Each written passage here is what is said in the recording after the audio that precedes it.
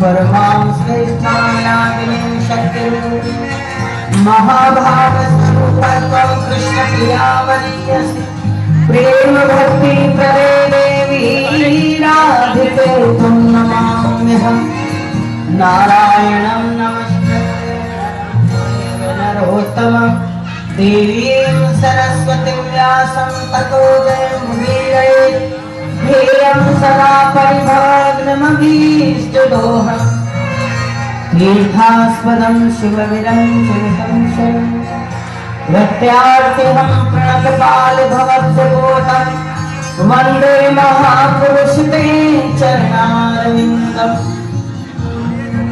सुखावसाने कुर्मे विस्तारं दुःखावसाने कुर्मे देहावसाने कुर्मेव जाप्यं गोविंद दामोदर माधवेति श्री कृष्ण गोविंद हरे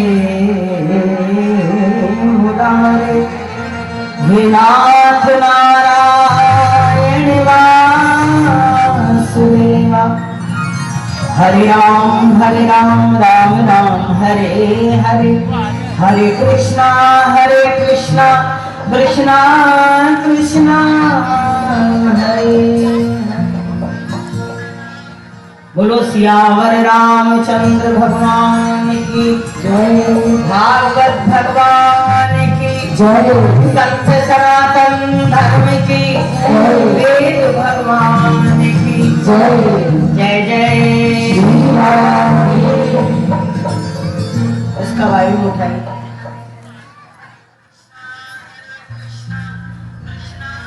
आइए बड़े आनंद से प्रभु के मंगलमय नाम का जाप करेंगे। एक बार हम बोले, आप दोबारा, आप जितने उपस्थित हैं अपनी वाणी को पवित्र करते हुए, अपनी वाणी में अमृत रस का पान करते हुए प्रभु के इस मंगलमय नाम का जाप कर।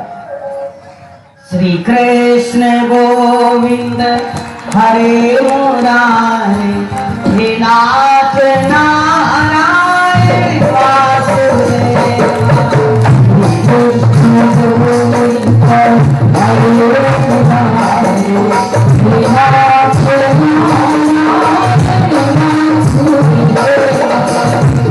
कृष्ण गोविंद हरे मुरारे हे नाथ नारायण वासुदेवा कृष्ण गोविंद हरे मुरारे हे नाथ नारायण वासुदेवा जीवन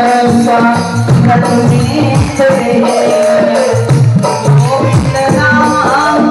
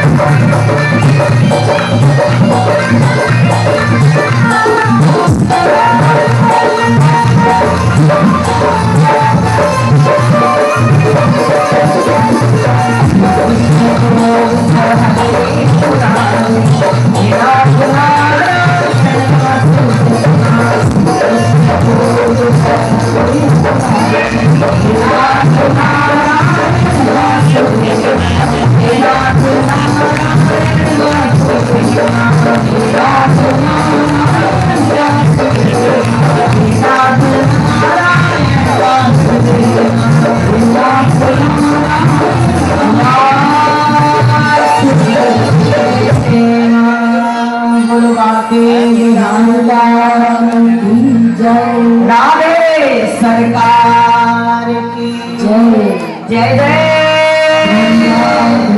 जय जय गणपति राखो मेरी लाज, गणपति राखो मेरी लाज, गणपति राखो मेरी लाज, गणपति राखो मेरी लाज। पूरण की जो मेरे काज, पूरण की जो मेरे काज, पूरण की जो मेरे काज, पूरण की जो मेरे काज। गणपति राखो मेरी लाज, गणपति राखो मेरी लाज। अपनी लाज रखनी है हाथ उठा के, गणेश की वंदना करेंगे बड़े प्यार से। अरे गणपति राखो मेरी लाज, गणपति राखो मेरी लाज, गणपति राखो मेरी लाज, गणपति राखो मेरी लाज। अरे पूरण की जो मेरे काज, पूरण की जो मेरे काज, पूरण की जो मेरे काज, पूरण की जो मेरे काज। गणपति राखो मेरी लाज, गणपति राखो मेरी लाज।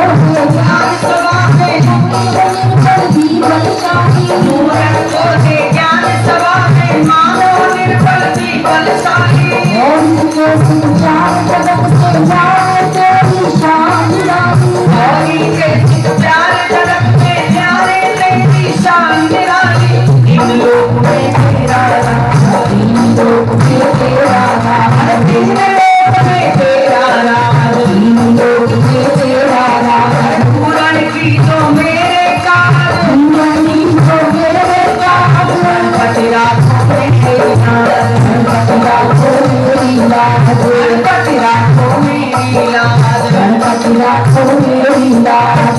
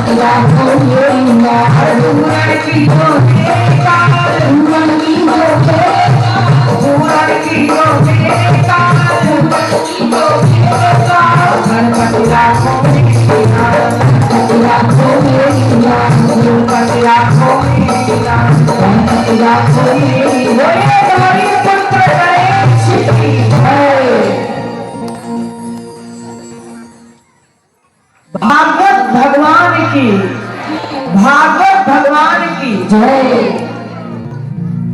बहुत जोर से आप ये बोलो। एक बात बताइए, झगड़ा धीरे करते हैं या जोर से? जो लोग धीरे धीरे झगड़ा करते हैं वो हाथ उठा ले।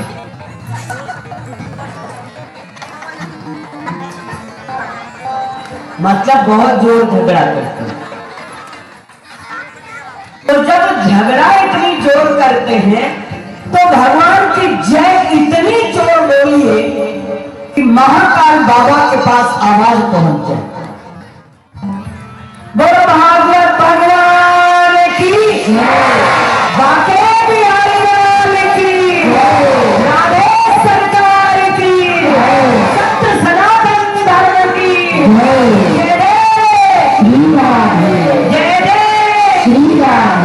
हाथ मिले हैं तो जरूर उठा लो। हाथ नहीं होंगे तो तरसोगे कि हाथ होते तो उठा लेते। जय जय जय जय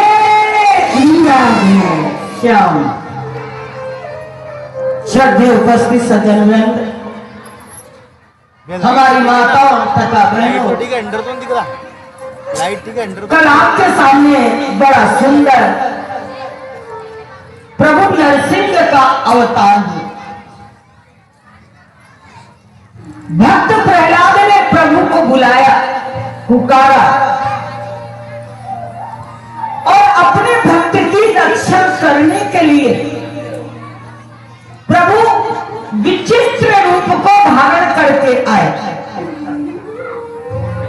हिरण्यकश्यप का वध किया और मुक्त भी किया। भक्त प्रहलाद से बारंबार उन्होंने कहा मांगो वरम ब्रूहि, वरम ब्रूहि।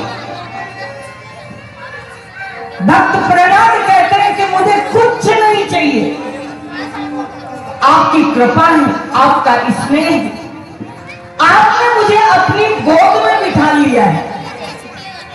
जब गोद में मैं बैठ गया तो आप मेरे पिता हैं, मैं आपका पुत्र हूं। और जब पिता और पुत्र का संबंध हो गया तो मुझे कुछ मांगने की जरूरत नहीं है। पिता अपनी सारी संपत्ति किसको देगा? पुत्र को।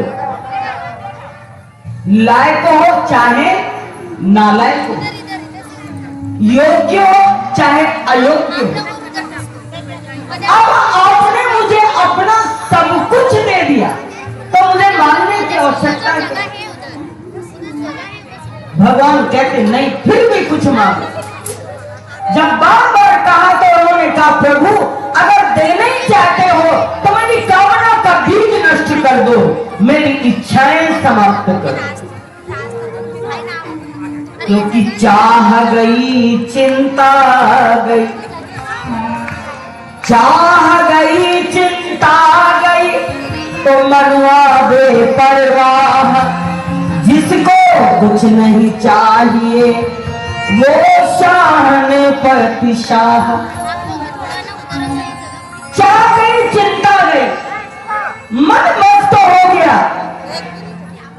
कोई जीवन में आकांक्षा नहीं रह गई, कामना नहीं रह गई। नहीं तो बहुत कुछ मिलने के बाद भी अगर हमारी इच्छा और हमारे जीवन में कामना का बीज नहीं नष्ट होता है तो हमारे जीवन में संतोष नहीं है। एक सेठ जी थे, हवन कराने के लिए किसी संत को बुलाया। संत उनके यहां हवन करने आए और उसके बाद उन्होंने कहा महाराज मैं एक बात आपसे पूछना चाहता हूं। बोले क्या? बोले मुझे ये बताइए कि मेरे पास जो धन है, संपत्ति है, वो कितनी पीढ़ी तक चलती रहेगी? हम कितने समय तक धनवान बने रहेंगे? क्योंकि कोई जरूरी नहीं कि आज हम धनवान हैं तो कल भी रहेंगे।